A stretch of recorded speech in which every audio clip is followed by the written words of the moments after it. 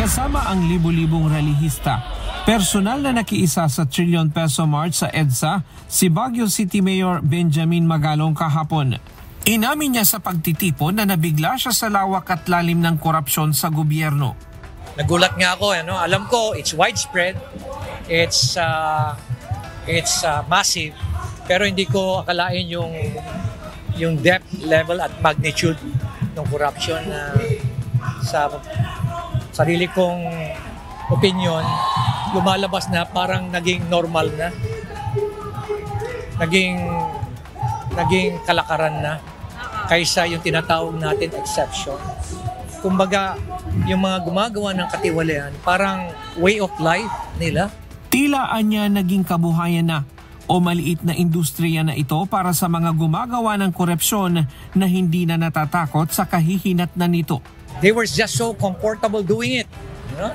Ang iniisip lang nila magpakayaman na walang katapusan.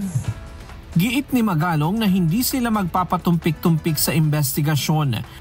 Kahit isang linggo pa lang ang bagong tatag na komisyon, puspusan na ang pangungulekta ng ebidensya laban sa mga may sala. Bago pa siya lumahok sa ICI ay inumpisahan na niya ang pangangalap ng impormasyon at pangungulekta ng ebidensya. Naniniwala din siya na mayroon silang mapapanagot bago matapos ang administrasyon ni Pangulong Ferdinand Marcos Jr. Pagtiyak pa nito, hindi niya ugali ang gumawa ng fall guy para lamang may mapanagot. Ay, oo naman. Dapat lang. Dapat meron talagang makulong.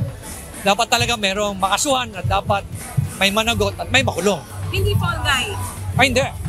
Hindi naman ako gagawa ng gano'ng kalokohan na gagawa ako ng fall guy. Kung hindi, wala namang nakikialam sa amin, in fairness, wala namang dumitikta sa amin. Malalaman ko naman kung nagawa nga namin ng masapano yan at yung ibang mga malalaking investigation, ito pa kaya na mismo ng taong bayan kasama natin. Ryan Lacanlale, UNTV News and Rescue.